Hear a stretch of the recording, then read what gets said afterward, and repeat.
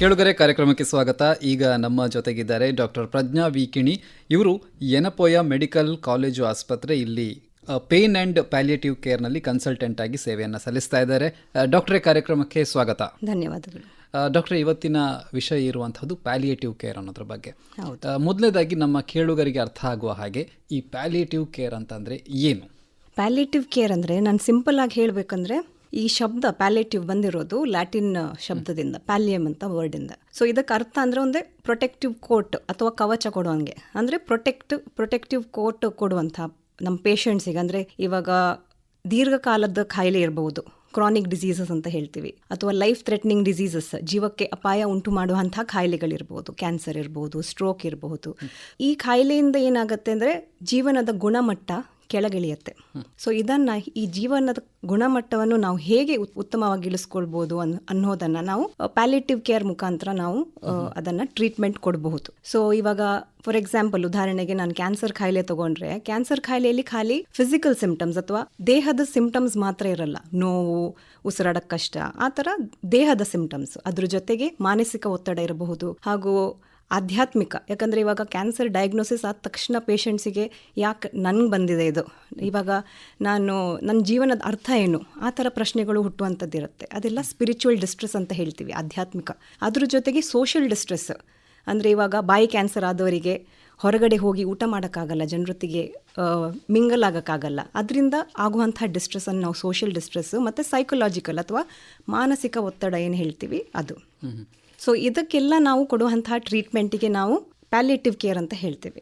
So palliative ಕೇರಲ್ಲಿ ಇನ್ನೊಂದು focus ಅಂದರೆ, usually ಏನಾಗುತ್ತೆ, ನಾವು curative treatment, most of the medical ಥೆರಪಿಗೆ ನಾವು ಕ್ಯೂರೇಟಿವ್ ಟ್ರೀಟ್ಮೆಂಟ್ ಅಂದರೆ ಇಂಟೆಂಟ್ ಕ್ಯೂರೇಟಿವ್ ಇರುತ್ತೆ, ಅಂದರೆ ಅದನ್ನು ಕಂಪ್ಲೀಟ್ ಗುಣಮುಖ ಮಾಡುವಂಥದ್ದು. ಬಟ್ ಪ್ಯಾಲಿಯೇಟಿವ್ ಫೋಕಸ್ಸು ಅಂದರೆ ಮೇಯ್ನ್ ಪೇಷಂಟನ್ನು ಮನುಷ್ಯರಾಗಿ ನೋಡೋದು, ಖಾಲಿ ದೇಹದ ಸಿಂಪ್ಟಮ್ಸ್ ಮಾತ್ರ ಅಲ್ಲ, ಮಾನಸಿಕ ಸಿಂಪ್ಟಮ್ಸ್ ಇರಬಹುದು, ನಾನು ಹೇಳ್ದಂಗೆ ಸೋಷಿಯಲ್ ಡಿಸ್ಟ್ರೆಸ್, ಸ್ಪಿರಿಚುವಲ್ ಡಿಸ್ಟ್ರೆಸ್, ಮನುಷ್ಯರನ್ನು ಒಂದು ಹೋಲ್ ಆಗಿ ನೋಡೋದು. So total care important. ಅದ್ರ ಜೊತೆಗೆ ಫ್ಯಾಮಿಲಿನ ಕೌನ್ಸಿಲಿಂಗ್ ಇರಬಹುದು, ಫ್ಯಾಮಿಲಿಗೆ ನಾನು ಸಪೋರ್ಟ್ ಮಾಡೋದಿರ್ಬೋದು, ಅದನ್ನು ತುಂಬ ಮುಖ್ಯ. ಯಾಕಂದರೆ family is the neglected part ಅಂತ ಹೇಳ್ಬೋದು ಮೋಸ್ಟ್ ಆಫ್ ದ ಟೈಮ್. ಇವರು ಲಾಂಗ್ ಟರ್ಮ್ ಕೇರರ್ಸ್ ಇರ್ತಾರೆ. ಇದು 1 ತಿಂಗಳದ್ದು 2 ತಿಂಗಳದ್ದು ವಿಷಯ ಇರಲ್ಲ, ಒಂದೊಂದು ಸತಿ ವರ್ಷಗಟ್ಟಲೆ ಅವರು ಕೇರ್ ಮಾಡುವಂಥದ್ದು ಇರುತ್ತೆ. So both patient family centered approach ನಾವು ಯೂಸ್ ಮಾಡ್ತೀವಿ ಪ್ಯಾಲಿಯೇಟಿವ್ ಕೇರಲ್ಲಿ. ಈಗ ಈ ಪ್ಯಾಲಿಯೇಟಿವ್ ಕೇರ್ ಅಂತ ಅನ್ನುವಂಥದ್ದು ಇದು ಕೊನೆಯ ಹಂತದ ಆರೈಕೆಯೋ ಅಥವಾ ಇದನ್ನು ಯಾವುದೇ ಹಂತದಲ್ಲಿ ಶುರು ಮಾಡ್ಬೋದಾ, ಹೇಗೆ? ಇದೊಂದು ಒಳ್ಳೆ ಕ್ವೆಶ್ಚನ್ನು, ಮತ್ತು ಎಲ್ರಿಗೂ ಅದು ತಪ್ಪು ಕಲ್ಪನೆ ಒಂದಿರುತ್ತೆ. ಯಾಕಂದರೆ ಪ್ಯಾಲಿಯೇಟಿವ್ ಕೇರ್ ನಮ್ಗೆ ರೆಫರೆನ್ಸ್ ಬಂದ ತಕ್ಷಣ ಪೇಷಂಟ್ಸ್ ಕೇಳೋದು, ಡಾಕ್ಟ್ರು ನನಗೇನು ಸ್ವಲ್ಪ ದಿನ ಮಾತ್ರ ಉಳಿದಿದ್ಯಾ ಅಂತ. ಅದು ಕಾಮನ್ ಆಗಿ ಬರುವಂಥ ಕ್ವೆಶ್ಚನ್ ನಮಗೆ. ಬಟ್ ಆ್ಯಕ್ಚುಲಿ ಪ್ಯಾಲಿಯೇಟಿವ್ ಕೇರ್ ನಾವು ಅಂದರೆ ಪೇಷಂಟಿಗೆ ಇವಾಗ ಉದಾಹರಣೆಗೆ ಕ್ಯಾನ್ಸರ್ ಅಂತ ಪತ್ತೆ ಹಚ್ಚಿ ಆದಮೇಲೆ ಆ ಟೈಮಿಂದ ಸ್ಟಾರ್ಟ್ ಆಗೋವಂಥದ್ದು. ಸೊ ರೋಲ್ ಡಿಫ್ರೆಂಟ್ ಆಗಿ ಹೋಗ್ತಾ ಇರುತ್ತೆ. ಅದು ನಮ್ಮ ಡಿಸೀಸ್ ಟ್ರಾಜೆಕ್ಟ್ರಿ ಅಥವಾ ಅದು ಪ್ರೋಗ್ರೆಸ್ ಆದ ತಕ್ಷಣ, ಕ್ಯಾನ್ಸರ್ ಇದ್ದು ಟ್ರೀಟ್ಮೆಂಟ್ ನಡೀತಾ ಇರುವ ಟೈಮಲ್ಲಿ, ಅಥವಾ ಟ್ರೀಟ್ಮೆಂಟ್ ಅಡ್ವಾನ್ಸ್ ಅಂದರೆ ಕಾಯಿಲೆ ಅಡ್ವಾನ್ಸ್ ಆಗಿರುವಂಥ ಟೈಮಲ್ಲಿ, ಅಥವಾ ಕಾಯಿಲೆ ತುಂಬ ಮುಂದೆ ಹೋಗಿ ಸ್ಟೇಜ್ 4 ಎಂಡ್ ಆಫ್ ಲೈಫ್ ಟೈಮಲ್ಲಿ ನಮ್ಮ ರೋಲ್ ಡಿಫ್ರೆಂಟ್ ಆಗ್ತಾ ಹೋಗುತ್ತೆ. ಬಟ್ ನಮ್ಮದು ರೋಲ್ ಫ್ರಮ್ ಡಯಾಗ್ನೋಸಿಸ್ ಅಂದರೆ ಪತ್ತೆ ಹಚ್ಚಿದ ತಕ್ಷಣ ಸ್ಟಾರ್ಟ್ ಆಗುತ್ತೆ. ಸೊ ಅದು ಪ್ಲಸ್ ಇವಾಗ ರೋಗಿಗಳು ಸತ್ತಾದ ಮೇಲೇನೂ ನಮ್ಮ ರೋಲ್ ಇರುತ್ತೆ. ನಾವು ಬಿರೀವ್ಮೆಂಟ್ ಕೇರ್ ಅಂತ ಏನು ಹೇಳ್ತೀವಿ, ಅದನ್ನು ನಾವು ಫ್ಯಾಮಿಲಿಗೆ ಕೊಡುವಂಥದ್ದು. ನೀವು ಕೇಳಿರಬಹುದು, ಸತ್ತಾದ ಮೇಲೆ ಒಂದು ಎಂಪ್ಟಿನೆಸ್ ಇರುತ್ತೆ ಪೇಷಂಟ್, ಯಾಕಂದರೆ ಅವರು ಕಂಟಿನ್ಯೂಸ್ ಆಗಿ ಅವ್ರ ಜೊತೆ ಇರುವಂಥದ್ದು ಇಮೋಷನಲ್ ಬಾಂಡಿಂಗ್ ಏನಿರುತ್ತೆ, ಅದನ್ನು ಒಂದೇ ಸತಿ ಇವಾಗ ಲಾಸ್ ಆದ ತಕ್ಷಣ ಗ್ರೀಫ್ ಅಂತ ಹೇಳ್ತೀವಿ, ಅಂದರೆ any emotional response to any loss. So ಈ ಥರ ಗ್ರೀವಿಂಗ್ ಪರ್ಸನಿಗೆ ಸಪೋರ್ಟ್ ಮಾಡುವಂಥದ್ದು bereavement care, counselling, constant counselling ಬೇಕಾಗಿರಬಹುದು. ಸೊ ಅದು ಕೇರನ್ನು ಕೊಡುವಂಥದ್ದು ಪ್ಯಾಲಿಯೇಟಿವ್ ಕೇರ್ ಅವ್ರದ್ದು ಇದು ರೆಸ್ಪಾನ್ಸಿಬಿಲಿಟಿ. ಈಗ ಈ ಪ್ಯಾಲಿಯೇಟಿವ್ ಕೇರ್ ಅನ್ನುವಂಥದ್ದು ಕೇವಲ ಕ್ಯಾನ್ಸರ್ಗೆ ಮಾತ್ರ ಸೀಮಿತ ಆಗಿದೆಯಾ ಅಥವಾ ಬೇರೆ ಕಾಯಿಲೆಗಳಿಗೂ ಇದು ಅನ್ವಯ ಆಗುತ್ತಾ?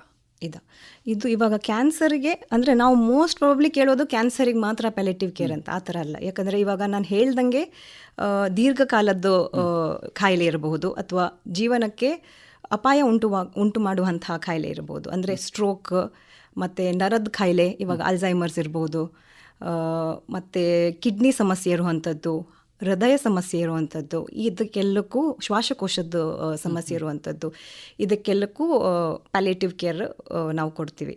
ಸೊ ಯಾಕಂದರೆ ಇದರಲ್ಲೂ ನೋವಿರ್ಬೋದು, ಉಸಿರಾಟದ ತೊಂದರೆ ಇರ್ಬೋದು, ಇದರಿಂದ ಯಾಕಂದರೆ ಲಾಂಗ್ ಟರ್ಮ್ ಡಿಸೀಸಸ್ ಇವೆಲ್ಲ, ಮಾನಸಿಕ ಒತ್ತಡ ಇರ್ಬೋದು, ಮತ್ತು ಸೋಷಲ್ ಇಶ್ಯೂಸು, ಇವಾಗ ಜಾಬಿಗೆ ಹೋಗೋಕ್ಕಾಗಲ್ಲ, ಆರ್ಥಿಕ ಸಮಸ್ಯೆ ಇರ್ಬೋದು, ಈ ಥರ, ಮತ್ತು ಸ್ಪಿರಿಚುವಲ್ ಡಿಸ್ಟ್ರೆಸ್ಸು, ಈ ಥರನೂ ಇದರಲ್ಲಿ ಕಾಣುವಂತಹ ಚಾನ್ಸಸ್ ಇರುತ್ತೆ. ಸೊ ಇದಕ್ಕೆ ಪ್ಯಾಲಿಯೇಟಿವ್ ಕೇರ್ ತುಂಬ ಇಂಪಾರ್ಟೆಂಟ್ ಆ್ಯಕ್ಚುಲಿ. ಕ್ಯಾನ್ಸರಿಗಿಂತ ಜಾಸ್ತಿ ಆ್ಯಕ್ಚುಲಿ ನೋಡಿದರೆ ಬೇರೆ ನಾನ್ ಕ್ಯಾನ್ಸರ್ ಇಲ್ನೆಸ್ಸಲ್ಲೂ ಪ್ಯಾಲಿಯೇಟಿವ್ ಕೇರ್ ಇಂಪಾರ್ಟೆಂಟ್. ಈಗ ಈ ಕ್ಯಾನ್ಸರ್ ಬಗ್ಗೆ ಮಾತಾಡೋದಾದರೆ, ಕ್ಯಾನ್ಸರ್ ಅಂತ ಹೇಳಿದರೆ ತುಂಬ ನೋವು ಅನ್ನೋವಂಥ ಒಂದು ಭಾವನೆ ಇರ್ತದೆ. ಇದನ್ನು ಯಾವ ರೀತಿ ನೋಡಬೇಕಾಗುತ್ತೆ? ಕರೆಕ್ಟ್. ಸೊ ಅದೇ ನಾನು ಇವಾಗ ಆಲ್ರೆಡಿ ಹೇಳ್ದಂಗೆ ಮೇನ್ ಪ್ಯಾಲಿಯೇಟಿವ್ ಕೇರ್ ಇದ್ದು ಇಂಟೆಂಟು ಅಥವಾ ಗೋಲ್ ಅಂದರೆ ನಾವು ಖಾಲಿ ಫಿಸಿಕಲ್ ಸಿಂಪ್ಟಮ್ಸ್ ಅಥವಾ ದೈಹಿಕ ಸಿಂಪ್ಟಮ್ಸ್ ಮಾತ್ರ ನೋಡಲ್ಲ. ನೋವು ಇರಬಹುದು, ಇವಾಗ ದೈಹಿಕವಾಗಿ ಅಥವಾ ದೇಹದ ನೋವು ಕಾಣುತ್ತೆ, ಪೇಷಂಟ್ಸ್ ಅದನ್ನು ಎಕ್ಸ್ಪ್ರೆಸ್ಸು ಮಾಡ್ತಾರೆ. ಬಟ್ ಒಂದೊಂದು ಸತಿ ಏನಾಗುತ್ತೆ, ಎಸ್ಪೆಷಲಿ ಕ್ಯಾನ್ಸರ್ ಕಾಯಿಲೆಯಲ್ಲಿ ನಾವು ಡೀಪಾಗಿ ಕೌನ್ಸಿಲ್ ಮಾಡುವಾಗ ಪೇಷಂಟ್ಸ್ ಹತ್ರ ನಮಗೆ ಗೊತ್ತಾಗೋದೇನೆಂದರೆ, ಮನಸ್ಸಿನ ನೋವು ದೇಹಕ್ಕಿಂತ ನೋವಿಕ್ಕಿಂತ ಜಾಸ್ತಿ ಇರುವಂಥದ್ದು. ಅಂದರೆ ಅವರಿಗೆ ಕ್ಯಾನ್ಸರ್ ಗೊತ್ತಾದ ತಕ್ಷಣ ಒಂದಂದರೆ ಹೆದರಿಕೆ, ಅಂದರೆ ನನಗೆ ಏನಾದರೂ ಸಾವು ಹತ್ತಿರ ಬರ್ತಾ ಇದೆಯಾ ಅಂತ. ಇನ್ನೊಂದಂದರೆ ನನ್ನ ಮಕ್ಕಳಿಗೆ ಅಥವಾ ನಮ್ಮ ಮನೆಯವರಿಗೆ ಮುಂದಕ್ಕೆ ಯಾರು ಇದ್ದಾರೆ ಅಂತ. ಇವಾಗ ನಾನು ಆರ್ಥಿಕವಾಗಿ ಏನು ಕಾಂಟ್ರಿಬ್ಯೂಟ್ ಮಾಡೋಕ್ಕಾಗಲ್ಲ ಫ್ಯಾಮಿಲಿ ಅಂದರೆ, ಅದರಿಂದ ಆಗುವಂಥ ನೋವು. ಸೊ ಅದು ಸೋಷಲ್ ಪೇಯ್ನ್. ಮತ್ತು ಸ್ಪಿರಿಚುವಲ್ ಪೇಯ್ನ್ ನಾನು ಹೇಳ್ದಂಗೆ, ಅಂದರೆ ಇವಾಗ ನಾನು ಯಾಕಾದರೂ ಇಲ್ಲಿ ಬಂದಿದ್ದೀನಿ, ಯಾಕಾದರೂ ನನ್ನ ರೋಲ್ ಏನು ಈ ಫ್ಯಾಮಿಲಿಯಲ್ಲಿ ಇವಾಗ, ಅಥವಾ ನನ್ನ ದೇವರು ಯಾಕೆ ಇಲ್ಲಿ ಕಳಿಸಿದ್ದಾರೆ, ಯಾಕೆ ಈ ಥರ ಶಿಕ್ಷೆ ಕೊಡ್ತಾ ಇದ್ದಾರೆ, ಇದೆಲ್ಲ ಸ್ಪಿರಿಚುವಲ್ ಪೇಯ್ನ್. ಸೊ ನಾವು ಪೇಯ್ನನ್ನು ಅಡ್ರೆಸ್ ಮಾಡುವಾಗ ಟೋಟಲ್ ಪೇಯ್ನ್ ಅಂತ ಹೇಳ್ತೀವಿ.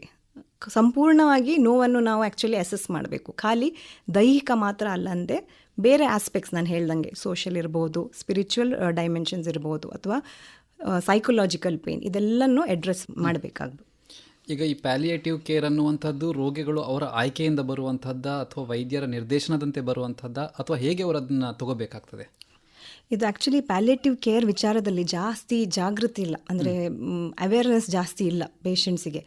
ಸೊ ಭಾರತ ದೇಶದಲ್ಲಿ ಇವಾಗ ಸ್ವಲ್ಪ ಮಟ್ಟಕ್ಕೆ ಆಗ್ತಾ ಇದೆ ಇವಾಗ ಕೆಲಸ, ಇದರಲ್ಲಿ ಜಾಗರೂಕತೆ ಮೂಡುವಂಗೆ, ಸ್ವಲ್ಪ ಪೇಷಂಟ್ಸಿಗೆ ಅವೇರ್ನೆಸ್ ಕ್ರಿಯೇಟ್ ಮಾಡುವಂಗೆ ಆಗ್ತಾ ಇದೆ ಸ್ವಲ್ಪ ಕೆಲಸ. ಆದರೂ ಸ್ವಲ್ಪ ಮಟ್ಟದಲ್ಲಿ ಜನರಿಗೆ ಅಷ್ಟು ಅವೇರ್ನೆಸ್ ಇಲ್ಲ.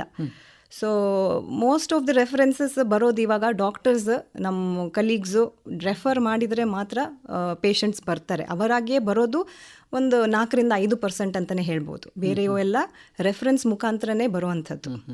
ಈಗ ಈ ಪ್ಯಾಲಿಯೇಟಿವ್ ಕೇರ್ ಅಂತ ಹೇಳಿದರೆ ಅದು ಟೀಮ್ ಥರ ಇರ್ತದ, ಅಥವಾ ಒಬ್ಬರೇ ವೈದ್ಯರು ಇರ್ತಾರೆ, ಹೇಗಿರ್ತಾರೆ ಡಾಕ್ಟರ್? ಅದೇ ಪ್ಯಾಲಿಯೇಟಿವ್ ಕೇರ್ ಇದು ಒಂದು ಟೀಮ್ ಅಪ್ರೋಚು, ಒಬ್ಬರಿಂದಲೇ ಸಾಧ್ಯವಾಗುವಂಥ ಕೆಲಸ ಅಲ್ಲ. ಯಾಕಂದರೆ ಡಾಕ್ಟರ್ಸ್ಗಳು ದೇಹದ ಸಮಸ್ಯೆ, ಅದರದ್ದು ಇವಾಗ ನೋವು ಇರಬಹುದು, ಉಸಿರಾಟದ ತೊಂದರೆ ಇರಬಹುದು, ಅದರದ್ದು ವಿಚಾರವಾಗಿ ಟ್ರೀಟ್ಮೆಂಟ್ ಕೊಡ್ಬೋದು. ಹಾಗೆ ನರ್ಸಸ್ಸು ತುಂಬ ಇಂಪಾರ್ಟೆಂಟ್ ರೋಲ್ ಅವ್ರದ್ದು. ಯಾಕಂದರೆ ಪೇಷಂಟ್ಸಿಗೆ ಮಾತ್ರೆ ಕೊಡೋದಿರ್ಬೋದು, ಸ್ವಲ್ಪ ರೀತಿಯಲ್ಲಿ ಕೌನ್ಸಿಲಿಂಗ್, ಅಥವಾ ಬೆಡ್ ರಿಡನ್ ಪೇಷಂಟಿಗೆ ಹೆಂಗೆ ಕೇರ್ ತೊಗೋಬೇಕು ಅಂತ ಪೇಷಂಟ್ ಕೇರ್ ಟೇಕರ್ಸ್ ಅಥವಾ ಕೇರ್ ಗಿವರ್ಸ್ಗೆ ಎಜುಕೇಷನ್ ಕೊಡುವಂಥದ್ದು. ಆ ರೀತಿಯಲ್ಲಿ ನರ್ಸಸ್ ರೋಲು ತುಂಬ ಇಂಪಾರ್ಟೆಂಟ್. ಅದ್ರ ಜೊತೆಗೆ ಸೋಷಲ್ ವರ್ಕರ್ಸ್, ಏನಾದರೂ ಸೋಷಲ್ ಇಶ್ಯೂಸ್ ಇರುವಂಥದ್ದು ಅವರು ಹ್ಯಾಂಡಲ್ ಮಾಡ್ತಾರೆ. ಸೈಕಾಲಜಿಸ್ಟ್, ಯಾಕಂದರೆ ಕಂಟಿನ್ಯೂಸ್ ಕೌನ್ಸಿಲಿಂಗ್ ಬೇಕಾಗತ್ತೆ ಮಾನಸಿಕ ಒತ್ತಡ ಏನಾದರೂ ಇದ್ದರೆ. ಸೊ ಸೈಕಾಲಜಿಸ್ಟ್ ರೋಲ್ ತುಂಬ ಇಂಪಾರ್ಟೆಂಟ್. ಅದ್ರ ಜೊತೆಗೆ ಫಿಸಿಯೋಥೆರಪಿಸ್ಟ್, ಡಯಟಿಷಿಯನ್ಸು, ಮತ್ತು ಒಂದೊಂದು ಸತಿ ಸ್ಪಿರಿಚುವಲ್ ಇಶ್ಯೂಸ್ ಇರುತ್ತೆ. ನಾನು ಹೇಳ್ದಂಗೆ ಇವಾಗ ಎಕ್ಸಿಸ್ಟೆನ್ಷಿಯಲ್ ಇಶ್ಯೂಸ್, ಯಾಕೆ ನಾನು ಇಲ್ಲಿದ್ದೀನಿ, ನನ್ನ ರೋಲ್ ಏನು ಈ ಭೂಮಿ ಮೇಲೆ, ಆ ಥರ ಒಂದೊಂದು ಸತಿ ಅದಕ್ಕೆ ರಿಲಿಜಿಯಸ್ ಕನೆಕ್ಟು ಇರುತ್ತೆ ಒಂದೊಂದು ಸತಿ. ಸೊ ಅವ್ರಿಗೆ ಫೇತ್ ಇರೋ ಹಾಗೆ ಯಾವುದಾದ್ರು ರಿಲಿಜನ್ ಅಥವಾ ಯಾವುದಾದ್ರು ಪಂಡಿತ್ ಅಥವಾ ಮೌಲ್ವಿ ಏನಾದರೂ ಇದ್ದರೆ ಅವ್ರಿಗೆ ಕರೆಸ್ಬಿಟ್ಟು ಅವ್ರ ಮುಖಾಂತರ ಅವ್ರಿಗೆ ಸ್ವಲ್ಪ ಕೌನ್ಸಿಲಿಂಗ್ ಕೊಡೋದು, ಅದನ್ನು ಸ್ಪಿರಿಚುವಲ್ ಡಿಸ್ಟ್ರೆಸ್ಸಿಗೆ ಯೂಸ್ ಆಗುತ್ತೆ. ಸೊ ಸ್ಪಿರಿಚುವಲ್ ಹೀಲರ್ಸು ಇರ್ತಾರೆ ಈ ಟೀಮಲ್ಲಿ ಒಂದೊಂದು ಸತಿ. ಇನ್ನು ಈ ಒಂದು ಪ್ಯಾಲಿಯೇಟಿವ್ ಕೇರಲ್ಲಿ ಕುಟುಂಬದವರ ರೋಲ್ ಏನಿರುತ್ತೆ, ಅವರ ಒಂದು ಪಾತ್ರ ಏನಿರುತ್ತೆ? ಇದು actually it is a huge role actually. ಕುಟುಂಬದವರು ಇವಾಗ ನಾವು ನೋಡಿದರೆ ಪೇಷಂಟ್ ಒಬ್ಬರೇ ಇರೋದು ಮತ್ತು ಪೇಷಂಟ್ ಜೊತೆಗೆ ಕುಟುಂಬದವರು ಇದ್ದಾಗ ಅದೊಂದು ಸ್ಟ್ರೆಂತ್ ಬರುತ್ತಲ್ಲ ಇದು ಟ್ರೀಟ್ಮೆಂಟ್ ತೊಗೊಳಕ್ಕೆ. ಮತ್ತು ಮುಂದೆ ಈವನ್ ಅಡ್ವಾನ್ಸ್ ಸ್ಟೇಜಲ್ಲಿ ಇದ್ದರೆ ಡೆತ್ನು ಹತ್ತಿರ ಬಂದ್ರೂ ಇವಾಗ ಕುಟುಂಬ ಹತ್ತಿರ ಇದ್ದರೆ ಒಂದು ಸ್ಟ್ರೆಂತೇ ಬೇರೆ ಅವರಿಗೆ, ಅದು ಎದುರಿಸೋಕ್ಕೆ ಸಾಧ್ಯ ಅಂತ ಒಂದು ಸ್ಟ್ರೆಂತ್ ಬರುತ್ತೆ ಅವರಿಗೆ. ಸೊ ಕುಟುಂಬದ್ದು ರೋಲ್ ತುಂಬ ಇಂಪಾರ್ಟೆಂಟ್. ಅಂದರೆ ಅವ್ರ ಆರೈಕೆ ಇರ್ಬೋದು, ಅವರು ನ್ಯೂಟ್ರಿಷನ್ ನೋಡೋದಿರ್ಬೋದು, ಔಷಧಿ ಕೊಡೋದಿರ್ಬೋದು, ಅಥವಾ ಹಾಸ್ಪಿಟ್ಲಿಗೆ ಕರ್ಕೊಂಡು ಬರೋದಿರ್ಬೋದು, ಸೈಕಲಾಜಿಕಲ್ ಸಪೋರ್ಟ್ ಕೊಡೋದಿರ್ಬೋದು. ಅದರಲ್ಲಿ ತುಂಬ ಹ್ಯೂಜ್ ರೋಲ್ ಪ್ಲೇ ಆಗುತ್ತೆ. ಸೇಮ್ ಟೈಮ್ ನಾವು ಕೇರ್ ಗಿವರ್ಸ್ ಅಥವಾ ಕೇರ್ ಪ್ರೊವೈಡರ್ಸ್ ಏನಿರ್ತಾರೆ, ಅವ್ರ ಫ್ಯಾಮಿಲಿ ಇರ್ಬೋದು, ಅವ್ರ ಫ್ರೆಂಡ್ಸ್ ಇರ್ಬೋದು, ಅವರು ಯಾಕಂದರೆ ಕಂಟಿನ್ಯೂಸ್ ಕೇರ್ ಪ್ರೊವೈಡರ್ಸ್ ಇರ್ತಾರೆ, ಕಂಟಿನ್ಯೂಸ್ ಅವರಿಗೆ ಆರೈಕೆ ಬೇಕಾಗಿರುತ್ತೆ ಈ ಪೇಷಂಟ್ಸಿಗೆ. ಸೊ ಇವ್ರ ಮೆಂಟಲ್ ಹೆಲ್ತ್ ನಾವು ನೆಗ್ಲೆಕ್ಟ್ ಮಾಡ್ತೀವಿ ಮೋಸ್ಟ್ ಆಫ್ ದ ಟೈಮ್. ಇವಾಗ ಡಾಕ್ಟರ್ಸ್ ಆಗಿ ನಾವು ಫಸ್ಟ್ ಪೇಷಂಟ್ ಹತ್ರ ಕೇಳ್ತೀವಿ, ಹೇಗಿದ್ದೀರಿ ನೀವು, ನೋವು ಕಮ್ಮಿ ಆಗಿದೆಯಾ, ಔಷಧಿ ತಗೊತಾ ಇದ್ದೀರಾ ಅಂತ. ಬಟ್ ನಾವು ಕೇರ್ ಗಿವರ್ಸ್ಗೆ ಒಂದು ಪ್ರಶ್ನೆನೂ ಕೇಳಲ್ಲ, ಅಂದರೆ ನೀವು ನಿದ್ದೆ ಮಾಡಿದ್ದೀರಾ, ನೀವು ತಿಂಡಿ ತಿಂತಾ ಇದ್ದೀರಾ, ನಿದ್ದೆ ಅಂದರೆ ಹೆಲ್ತ್ ಚೆನ್ನಾಗಿ ತಗೊತಿದ್ದೀರಾ ನೀವು ಅಂತ. ಆ ಪ್ರಶ್ನೆಯನ್ನು ನಾವು ಯಾವಾಗಲೂ ನೆಗ್ಲೆಕ್ಟ್ ಮಾಡುವಂಥದ್ದು. ಅವರಿಗೂ ಆ್ಯಕ್ಚುಲಿ ಅದು ನೆಗ್ಲೆಕ್ಟ್ ಆದಂಗೆ ಆಗತ್ತೆ, ಯಾಕಂದರೆ ಯಾರೂ ಅವರಿಗೆ ಕೇಳಲ್ಲ ಯಾವ ಥರ ಅಂದರೆ ನೀವು ಇದು ಮಾಡ್ತಾ ಇದ್ದೀರಿ, ಕೋಪಪ್ ಮಾಡ್ತಾ ಇದ್ದೀರಿ ಇವಾಗ ಅಂತ. ಯಾಕಂದರೆ ನಮ್ಮದು ಈ ಜರ್ನಿಯಲ್ಲಿ, ಎಸ್ಪೆಷಲಿ ಕ್ಯಾನ್ಸರ್ ಅಂತ ಕಾಯಿಲೆ ಜರ್ನಿಯಲ್ಲಿ ಪೇಷಂಟ್ಸ್ ಜೊತೆಗೆ ಫ್ಯಾಮಿಲಿ ಇರ್ತಾರಲ್ಲ, ಅವ್ರಿಗೆ ನಾವು ಹಿಡನ್ ಪೇಷಂಟ್ಸ್ ಅಂತ ಹೇಳ್ತೀವಿ. ಯಾಕಂದರೆ ಅವರು ಆ್ಯಕ್ಚುಲಿ ಪೇಷಂಟ್ಸಿಗಿಂತ ಜಾಸ್ತಿ ಒತ್ತಡದಲ್ಲಿರ್ತಾರೆ. ಯಾಕಂದರೆ ಅವ್ರಿಗೆ ನಾರ್ಮಲ್ ರುಟೀನು ಮ್ಯಾನೇಜ್ ಮಾಡಬೇಕು, ಮನೆಯದ್ದು ಮಕ್ಕಳಿರ್ಬೋದು, ಅವ್ರ ಎಜುಕೇಷನ್ ಇರ್ಬೋದು, ಆರ್ಥಿಕ ಪರಿಸ್ಥಿತಿ ಸರಿಯಾಗಿಲ್ಲ ಅದರನ್ನು ಮ್ಯಾನೇಜ್ ಮಾಡೋದು, ಅದ್ರ ಜೊತೆಗೆ ಪೇಷಂಟ್ ಆರೈಕೆ ಮಾಡೋದು. ಸೊ ತುಂಬ ಸ್ಟ್ರೆಸ್ಸಲ್ಲಿರ್ತಾರೆ, ನಿದ್ದೆ ಸರಿಯಾಗಿರಲ್ಲ, ತುಂಬ ಆಯಾಸ ಥರ ಇರುತ್ತೆ. ಸೊ ಇದನ್ನೆಲ್ಲ ನಾವು ಕೇರ್ ಗಿವರ್ ಬರ್ಡನ್ ಅಥವಾ ಕೇರ್ ಗಿವರ್ ಬರ್ನ್ ಔಟ್ ಅಥವಾ ಸ್ಟ್ರೆಸ್ ಅಂತ ಹೇಳ್ತೀವಿ. ಸೊ ಇವರಿಗೂ ಕೌನ್ಸಿಲಿಂಗ್ ಕೊಟ್ಟು ಸಪೋರ್ಟ್ ಕೊಟ್ಟು, ನೀವು ಒಬ್ಬರೇ ಅಲ್ಲ, ನಾವಿದ್ದೀವಿ, ಪೇಷಂಟ್ ಕೇರ್ ಹೇಗೆ ತಗೋಬೇಕು ಈಸಿಯಾಗಿ ಎಜುಕೇಟ್ ಮಾಡುವಂಥದ್ದು ತುಂಬ ಇಂಪಾರ್ಟೆಂಟ್. ಈಗ ಈ ಪ್ಯಾಲಿಯೇಟಿವ್ ಕೇರನ್ನು ಮನೆಯಲ್ಲೂ ಕೊಡಬಹುದಾ ಹೇಗೆ? Palliative care especially towards the end of life, ಅಂದರೆ ಕಾಯಿಲೆ ತುಂಬ ಮುಂದೆ ಹೋಗುವಂತಹ ಸಮಯದಲ್ಲಿ, ಆ ಟೈಮಲ್ಲಿ ಅವರಿಗೆ ಪೇಷಂಟ್ಸ್ಗೆ, ಇವಾಗ ನೀವು ರೋಗಿಗಳಿಗೂ ಕೇಳಿದರೆ ಮನೆಯಲ್ಲೇ ಇದ್ದರೆ ನಂಗೆ ಸ್ವಲ್ಪ ಮನಸ್ಸಿಗೆ ಆರಾಮ ಅನಿಸುತ್ತೆ, ಅಥವಾ ನಮ್ಮ ಸಂಬಂಧಿಕರು ಬಂದು ನಂಗೆ ಭೇಟಿ ಆಗ್ಬೋದು, ನಂಗೆ ಏನಾದರೂ ತಿನ್ನಕ್ಕೆ ಮನಸ್ಸಾದರೆ ಮನೆಯಲ್ಲೇ ಮಾಡಿಕೊಡ್ಬೋದು, ಹಾಸ್ಪಿಟ್ಲಿಗಿಂತ ನಂಗೆ ಮನೆಯೇ ಆರಾಮಾಗಿ ಆಗತ್ತೆ ಅಂತ ಹೇಳ್ತಾರೆ ಪೇಷಂಟ್ಸ್ಗಳು. ಸೊ ಅದಕ್ಕೋಸ್ಕರ ನಾವು ಪ್ಯಾಲಿಯೇಟಿವ್ ಕೇರ್ ಎಂಡ್ ಆಫ್ ಲೈಫಲ್ಲಿ ನಾವು ಅವರಿಗೆ ಎಜುಕೇಟ್ ಮಾಡಿಬಿಟ್ಟು ಆ್ಯಕ್ಚುಲಿ ಮನೆಯಲ್ಲೇ ಕೊಡುವಂಗೆ ಕೇರ್ ಗಿವರ್ಸಿಗೆ ಅಥವಾ ಕೇರ್ ಪ್ರೊವೈಡರ್ಸಿಗೆ ಎಜುಕೇಟ್ ಮಾಡಿ, ಟ್ರೈನಿಂಗ್ ಮಾಡಿ ನಾವು ಆ್ಯಕ್ಚುಲಿ ಮನೆಯಲ್ಲೇ ಹೆಂಗೆ ಕೊಡ್ಬೋದು, ಅಥವಾ ಸ್ವಲ್ಪ ಇದು ಹಾಸ್ಪಿಟಲ್ಸ್ ಥ್ರೂ ಅಥವಾ ಬೇರೆ ಈವನ್ ವಾಲಂಟಿಯರಿಂಗ್ ಪ್ರೋಗ್ರಾಮ್ ಇದೆ. ಹೋಮ್ ಕೇರ್ ಅಂದರೆ ಮನೆಗೆ ಬಂದು ನರ್ಸಸ್ ನೋಡುವಂಥದ್ದು, ನರ್ಸ್ ಲೆಡ್ ಪ್ರೋಗ್ರಾಮ್ ಇರುತ್ತೆ, ಡಾಕ್ಟರ್ಸ್ ಲೆಡ್ ಪ್ರೋಗ್ರಾಮು ಇರುತ್ತೆ. ಅಂದರೆ ವಾರಕ್ಕೆ ಒಂದ್ಸತಿ ಹೋಗಿ ಪೇಷಂಟ್ಗಳನ್ನು ನೋಡಿ ಬರುವಂಥದ್ದು ಇರುತ್ತೆ. ಮನೆಯಲ್ಲೂ ಪ್ಯಾಲಿಯೇಟಿವ್ ಕೇರ್ ಕೊಡ್ಬೋದು. ಇತ್ತೀಚೆಗೆ ನಾವು ಎಂಡ್ ಆಫ್ ಲೈಫ್ ಅಂತ ಹೇಳುವಾಗ, ಇತ್ತೀಚೆಗೆ ಒಂದು ಪ್ರಕರಣ ಅಂತ ಹೇಳಿದ್ರೆ ಯೂಥನಾಸಿಯಾದ ಪ್ರಕರಣವನ್ನು ನಾವು ನೋಡ್ತಾ ಇದ್ದೇವೆ. ಈ ಪ್ಯಾಸಿವ್ ಯೂಥನಾಸಿಯಾ ಅಂತ ಕೇಳ್ತೇವೆ. ಈ ಯೂಥನಾಸಿಯಾ ಅಂತ ಹೇಳಿದ್ರೆ ಏನು, ಅದರಲ್ಲಿ ಪ್ಯಾಸಿವ್ ಯೂಥನಾಸಿಯಾ ಅಂತ ಹೇಳಿದ್ರೆ ಏನು, ಬೇರೆ ಬೇರೆ ವಿಧಗಳಿರ್ತವೆ ಹೇಗೆ? ಕರೆಕ್ಟ್. ಇದ್ರ ಬಗ್ಗೆ ಜಾಸ್ತಿ ಜನರಿಗೆ ಅಷ್ಟು ಅರಿವಿಲ್ಲ ಇವಾಗ ಹೇಳಬೇಕಂದ್ರೆ, ದಯಾಮರಣ ಅಂತಾನೆ ಹೇಳ್ಬೋದು. ಸೊ ಇದನ್ನ actually it is active intent of killing someone. Constitution ಅಲ್ಲಿ ಫಂಡಮೆಂಟಲ್ ರೈಟ್ಸ್ ಇವೆ, ರೈಟ್ ಟು ಲಿವ್, ಇನ್ನೊಂದು ಫಂಡಮೆಂಟಲ್ ರೈಟ್ ಇದೆ, right to die with dignity. So correct ಆಗಿ ಪ್ಯಾಲಿಯೇಟಿವ್ ಕೇರ್ ಕೊಟ್ರೆ, so right to die with dignity, ಯುಥನೇಸಿಯಾದ ಕ್ವೆಶ್ಚನೇ ಬರಲ್ಲ. ಯಾಕಂದರೆ ಯುಥನೇಸಿಯಾ ಅಂದರೆ ನಿಮಗೆ ಬೇಸರ ಆಗಿ, ಅಂದರೆ ಅಷ್ಟು ಸಫರಿಂಗ್ ಆಗಿ ನನಗೆ ಇವಾಗ ಒಂದು ಸಾಯಬೇಕು ಅಂತ ಅನ್ನಿಸುವ ಇದು ಇಂಟೆಂಟ್, ಅಂದರೆ actively they want to die, ಹಾಗೆ ಅದು ಯುಥನೇಸಿಯಾದ ಅರ್ಥ. ಅದರಲ್ಲಿ 2 ಟೈಪ್ಸು ನೀವು ಹೇಳ್ದಂಗೆ, ಆಕ್ಟಿವ್ ಯುಥನೇಸಿಯಾ ಇರ್ಬೋದು, ಪ್ಯಾಸಿವ್ ಯುಥನೇಸಿಯಾ ಅಂತ. ಆಕ್ಟಿವ್ ಯುಥನೇಸಿಯಾ ಅಂದರೆ ಅದು ಇಲ್ಲೀಗಲ್, ನಮ್ಮ ಇಂಡಿಯಾದಲ್ಲಿ ಇಲ್ಲ, ಬೇರೆ ಕಂಟ್ರೀಸಲ್ಲಿ ನೆದರ್ಲ್ಯಾಂಡಲ್ಲಿ ಇರ್ಬೋದು, ಬೆಲ್ಜಿಯಮ್ಮು, ಸ್ವಿಟ್ಜರ್ಲ್ಯಾಂಡು, ಆಸ್ಟ್ರೇಲಿಯಾ ಅಲ್ಲೆಲ್ಲ ಲೀಗಲ್ ಆಗಿ ಅದು ಅಪ್ರೂವ್ ಆಗಿದೆ. ಬಟ್ ಇಂಡಿಯಾದಲ್ಲಿ ಅದು ಆಕ್ಟಿವ್ ಯುಥನೇಸಿಯಾ ಪಾಸ್ ಆಗಿಲ್ಲ. ಬಟ್ ಪ್ಯಾಸಿವ್ ಯುಥನೇಸಿಯಾ ಅಂತ, ಪ್ಯಾಸಿವ್ ಯುಥನೇಸಿಯಾ ಅದು 2011 ನೀವು ಕೇಳಿರಬಹುದು, ಅರುಣಾ ಶಾನ್ಬಾಗ್ ಕೇಸ್ ಆದಮೇಲೆ ಅದು ಲ್ಯಾಂಡ್ಮಾರ್ಕ್ ಜಡ್ಜ್ಮೆಂಟ್ ಬಂದಿದೆ ಸುಪ್ರೀಂ ಕೋರ್ಟಿಂದ.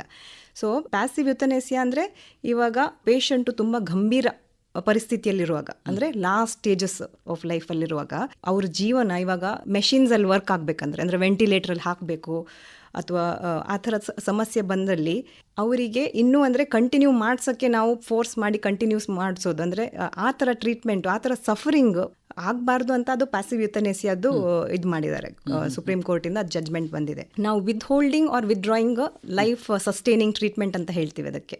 ಅಂದರೆ ಈ ಥರ ವೆಂಟಿಲೇಟ್ರಲ್ಲಿ ಹಾಕಬೇಕಾ, ಇಲ್ಲ ಹಾಕಿದ ಪೇಷಂಟ್ಸಲ್ಲಿ ಅದನ್ನು ನಾವು ನಿಲ್ಲಿಸ್ಬೋದಾ ಅಂತ. ಯಾಕಂದರೆ ಇದು ಸಫರಿಂಗ್ ಇನ್ಕ್ರೀಸ್ ಆಗ್ತಾ ಹೋಗ್ತಾ ಇದ್ರೆ ಅದರಿಂದ ಪೇಷಂಟ್ ವಾಪಸ್ ಬರಲ್ಲ, ಪೇಷಂಟ್ ಡಿಗ್ನಿಫೈಡ್ ಡೆತ್ತು ಸಿಗಲ್ಲ. ಸೊ ಆ ಟೈಮಲ್ಲಿ ನೀವು ಡಿಸಿಷನ್ ತೊಗೋಬೋದು, ಅಂದರೆ ಪೇಷಂಟಿಗೆ ಇನ್ನೂ ಈ ಥರ ಸಫರಿಂಗ್ ಬೇಡ ಕಂಟಿನ್ಯೂ ಮಾಡೋದು, ಸೊ ಇಲ್ಲೇ ನಿಲ್ಲಿಸುವ, ಅಥವಾ ವೆಂಟಿಲೇಟ್ರಲ್ಲಿದ್ದರೆ ವೆಂಟಿಲೇಟ್ರ್ ನಾವು ಎಕ್ಸ್ಟುಬೇಟ್ ಮಾಡಿ ತೆಗೆಯುವ ಅಂತ ಆ ಥರ ಸಂದರ್ಭ ಬರೋದು ತುಂಬ ಆ್ಯಕ್ಚುಲಿ ಕಾಮನ್ ಈ ಥರ ಎಂಡ್ ಆಫ್ ಲೈಫ್ ಕೇಸಸ್ಸಲ್ಲಿ. ಸೊ ಇದಕ್ಕೆ ಹೆಲ್ಪ್ ಆಗುವಂಥ ಡಿಸಿಷನ್ ಅಂದರೆ ಲಿವಿಂಗ್ ವಿಲ್ ಅಥವಾ ಅಡ್ವಾನ್ಸ್ ಡಿರೆಕ್ಟಿವ್ಸ್ ಅಂತ. ಸೊ ಇದು ನೀವು ಕೇಳ್ಬೋದು ಇವಾಗ ನೆಕ್ಸ್ಟ್ ಲಿವಿಂಗ್ ವಿಲ್ ಅಂದರೆ ಏನು ಅಂತ. ಓಕೆ, ಲಿವಿಂಗ್ ವಿಲ್ ಅಂದರೆ ಒಬ್ಬ ವ್ಯಕ್ತಿಯು ಮುಂದೆ, ಅಂದರೆ ಅವರು ಮುಂದೆ ಇನ್ ಕೇಸ್ ಈ ಥರ ಪರಿಸ್ಥಿತಿಯಲ್ಲಿರುವಂಥದ್ದು, ಅಂದರೆ ಮೆಡಿಕಲಿ ಅವರು ಅನೇಬಲ್ ಟು ಟೇಕ್ ಡಿಸಿಷನ್ಸು, ಅವರ ಮೆಡಿಕಲ್ ಡಿಸಿಷನ್ ಅವರು ತಗೊಳಕ್ಕೆ ಆಗದೆ ಇಂಥ ಪರಿಸ್ಥಿತಿಯಲ್ಲಿ ಇರುವಾಗ ಅವರು ಮುಂಚಿತವಾಗಿಯೇ ಒಂದು ಡಾಕ್ಯುಮೆಂಟೇಷನ್ ಮಾಡ್ಬೋದು. ಓಕೆ, ನಮ್ಗೆ ಇವಾಗ ವಿಲ್ ಹೆಂಗೆ ಬರಿತೀವಿ ನಾವು ಸಾಯಕ್ಕೆ ಮುಂಚೆ, ನಮ್ಮ ಆಸ್ತಿದಿರ್ಬೋದು ಎಲ್ಲ ವಿಲ್ ಹೆಂಗೆ ಬರಿತೀವಿ ಆ ಥರ ಮೆಡಿಕಲ್ ಡಿಸಿಷನ್ ಇದು ವಿಲ್ ಇದು. ಓಕೆ, ಸೊ ಇವಾಗ ನನಗೆ ಒಂದು ಪರಿಸ್ಥಿತಿ ಬರಬಹುದು, ಮೆಡಿಕಲಿ ನಾನು ಡಿಸಿಷನ್ ತೊಗೊಳಕ್ಕೆ ಆಗದೆ, ಅಂದರೆ ಮಾತಾಡೋಕ್ಕಾಗಲ್ಲ ಅಥವಾ ರೆಸ್ಪಾನ್ಸ್ ಇಲ್ಲದೆ ಇರೋ ಹಂಗೆ ನಂಗೆ ಇದ್ದ ಟೈಮಲ್ಲಿ ನಂಗೆ ಡಿಸಿಷನ್ಸು ನಾನು ಇವಾಗಲೇ ಬರೆದಿಟ್ಟು ಡಾಕ್ಯುಮೆಂಟ್ ಮಾಡಿರುವಂಥದ್ದನ್ನು ನಾವು ಲಿವಿಂಗ್ ವಿಲ್ ಅಂತ ಹೇಳ್ತೀವಿ, ಅಥವಾ ಅದಕ್ಕೆ ಅಡ್ವಾನ್ಸ್ ಡೈರೆಕ್ಟಿವ್ಸ್ ಅಂತಲೂ ಹೇಳಿರ್ತೀವಿ. ಸೊ ಈ ಥರ ಪೇಷಂಟ್ಸ್ ಬರೆದಿಟ್ರೆ ಪೇಷಂಟ್ ಫ್ಯಾಮಿಲಿಗೂ ಈಸಿ ಆಗುತ್ತೆ. ಆ ಟೈಮಲ್ಲಿ ಈ ಥರ ಅವ್ರದ್ದು ಇಚ್ಛೆ ಹೇಳಿದರು ಅಂತ, it is documented and it is legal. ಒಂದು ವೇಳೆ ಈ ರೀತಿಯಾದಂತಹ ಲಿವಿಂಗ್ ವಿಲ್ ಇಲ್ಲದೇ ಇದ್ರೆ, ಅಂದ್ರೆ ಆಕಸ್ಮಿಕ ಒಂದು ಸಂದರ್ಭದಲ್ಲಿ ಈ ತರ ಪರಿಸ್ಥಿತಿ ಬಂತು ಅಂತ ಆದಾಗ ಆಗ ಏನಿರುತ್ತೆ? ಆವಾಗ ಯೂಶ್ವಲಿ ಅವರು ನಾಮಿನೇಟು ಮಾಡ್ಬೋದು, ಅಂದರೆ ಪೇಷಂಟ್ಗಳು ಮುಂಚೆನೂ ನಾಮಿನೇಟ್ ಮಾಡಿ, ಆ್ಯಕ್ಚುಲಿ ಅದು ಲಿವಿಂಗ್ ವಿಲ್ಲಲ್ಲೇ ಬರೆದಿರ್ತಾರೆ, ನಾಮಿನೇಟ್ ಮಾಡ್ಬೋದು. ಅಂದರೆ ಅವರಿಗೆ ಇದು ಮೆಡಿಕಲ್ ಪವರ್ ಆಫ್ ಅಟಾರ್ನಿ ಅಂತ ಹೇಳ್ತಾರೆ, ಅಥವಾ ಸರೋಗೇಟ್ ಡಿಸಿಷನ್ ಮೇಕರ್ ಅಂತ ಏನು ಹೇಳ್ತೀವಿ ಅದು. ಸೊ ಅವರು ಬದಲಾಗಿ ಡಿಸಿಷನ್ ತಗೋಬೋದು. But it is very difficult. ಇವಾಗ ನಮಗೂ ಇವಾಗ ನಮ್ಮ ಕ್ಲೋಸ್ ಲವ್ಡ್ ಒನ್ಸ್ ಯಾರಾದರೂ ಇವಾಗ ಸಾಯ್ತಾ ಇದ್ದಾರೆ, ವೆಂಟಿಲೇಟರಲ್ಲಿ ಹಾಕಬೇಕಾ ಇಲ್ಲ ಅಂತ ಕೇಳಿದರೆ ನಮ್ಗೆ ಡಿಸಿಷನ್ ತೊಗೊಳಕ್ಕೆ ತುಂಬ ಕಷ್ಟ ಆಗುತ್ತೆ. ಯಾಕಂದರೆ ಇಮೋಷನ್ ಇದೆಯಲ್ಲ ಅದು ಮಧ್ಯದಲ್ಲಿ ಬರುತ್ತೆ. So mentally we can not be able to take decision ಆ ಟೈಮಲ್ಲಿ. ಸೊ ಈ ಥರ ಕ್ಲಾರಿಟಿ ಇದ್ದರೆ, ಲಿವಿಂಗ್ ವಿಲ್ ಇದು ಕ್ಲಾರಿಟಿ ಇದ್ದರೆ it is easy to take decision. Guilt ಇರಲ್ಲ, ಅದು ಇಮೋಷ್ನಲ್ ಮಧ್ಯದಲ್ಲಿ ಬರಲ್ಲ. ಸೊ ಮತ್ತು ಒಂದು ಕ್ಲೋಜರ್ ಸಿಗತ್ತೆ, ಯಾಕಂದರೆ ಪೇಷಂಟಿಗೆ ಹಿಂಗೆ ಮನಸ್ಸಿತ್ತು. So it is like okay, he wanted to go in this way, suffering ಇಲ್ಲದೆ ಇರುವಂಥದ್ದು. ಸೊ ಒಂದು ಕ್ಲೋಜರ್ ಇರುತ್ತೆ. ಈಗ ಈ ಪ್ಯಾಸಿವ್ ಯುಥನಾಸಿಯಾದಲ್ಲಿ ಎಂಡ್ ಆಫ್ ಲೈಫ್ ಪ್ರೊಸೀಜರ್ಗಳು ಏನಿರ್ತದೆ? 2011 ಜಡ್ಜ್ಮೆಂಟ್ ಬಂದಿತ್ತು. ಅದ್ರ ನಂತರ ಲಿವಿಂಗ್ ವಿಲ್ 2018 ಬಂದಿತ್ತು judgment, common cause versus Union of India judgment ಆದಮೇಲೆ. ಸೊ ಅದ್ರ ನಂತರ ಆವಾಗ ಸ್ವಲ್ಪ ಇದು ಲಿವಿಂಗ್ ವಿಲ್ ಇದ್ದರೆ ಈಸಿ ಪ್ಯಾಸಿವ್ ಯುಥನಾಸಿಯಾ. ಯಾವಾಗಲೂ ಲಿವಿಂಗ್ ವಿಲ್ ಅಥವಾ ಏನಾದರೂ ಈ ಥರ ಡಾಕ್ಟರ್ಸ್ ಯೂಶ್ವಲಿ ಡಿಸ್ಕಸ್ ಮಾಡಿಬಿಟ್ಟು, ಇದು ಪೇಷಂಟಿಗೆ ಸಫರಿಂಗ್ ಜಾಸ್ತಿ ಆಗಿರುತ್ತೆ, ಇದರಿಂದ ಮುಂದೆ ವಾಪಸ್ ಮುಂಚಿನ ಥರ ಅಂದರೆ ಲಿವಿಂಗ್ ಮಾಡೋಕ್ಕೆ ಕಷ್ಟ ಆಗುವಂಥದ್ದು, ಆ ಥರ ಇರುವಾಗ ಬೇಕಿದ್ರೆ passive euthanasia. But passive euthanasia ಖಾಲಿ withholding or withdrawing of life sustaining measures ಮಾತ್ರ. ಅಂದರೆ ಇವಾಗ ವೆಂಟಿಲೇಟರ್ ಇದ್ದ ಪೇಷಂಟ್ಸು, ಅಂದರೆ ಹೋಪ್ ಆಲ್ಮೋಸ್ಟ್ ಕಳೆದಿರುವಂಥ ಪೇಷಂಟ್ಸಿಗೆ ಮಾತ್ರ ನಾವು ಆಪ್ಷನ್ ಕೊಟ್ಟಿರ್ತೀವಿ. ಬೇರೆ ಪೇಷಂಟಿಗೆ, ಇವಾಗ ಕಾಯಿಲೆ ಟ್ರೀಟ್ಮೆಂಟ್ ಇರುವಂಥ ಪೇಷಂಟಿಗೆ ಅದು ಆಪ್ಷನ್ ಇರಲ್ಲ ಪ್ಯಾಸಿವ್ ಯುಥನಾಸಿಯಾ. ಸೊ ಮೇನ್ಲಿ ಡಾಕ್ಟರ್ಸ್ ಹಾಸ್ಪಿಟಲಲ್ಲಿ ಒಂದು ಬೋರ್ಡ್ ಇರುತ್ತೆ, ಅಲ್ಲಿ ಡಿಸಿಷನ್ ತೊಗೊತಾರೆ ಅವರು. ಪ್ರೈಮರಿ ಡಾಕ್ಟರ್ಸ್ ಇರ್ತಾರೆ, ಲೀಗಲ್ ಅಡ್ವೈಸರ್ಸು ಇರ್ತಾರೆ ಅದರಲ್ಲಿ, ಪ್ಲಸ್ ಪೇಷಂಟ್ ಫ್ಯಾಮಿಲಿನೂ ಇಂಪಾರ್ಟೆಂಟ್. ಅವ್ರ ಜೊತೆ ಕೌನ್ಸಿಲಿಂಗ್ ಮಾಡಿಬಿಟ್ಟು then they will take a decision. ಈಗ ಅಂಥ ಸಂದರ್ಭದಲ್ಲಿ ಲೈಫ್ ಸಪೋರ್ಟನ್ನು ತೆಗೆದಾಗ ಎಲ್ಲೋ ಒಂದು ಕಡೆ ಪೇಷಂಟಿಗೆ ನೋವು ಉಂಟಾಗಬಹುದು, ನೋವಾಗಬಹುದು, ಇದನ್ನೆಲ್ಲ ಗಮನಿಸಿ ಅವರು ಮಾಡ್ತಾರೆ ಹೇಗೆ?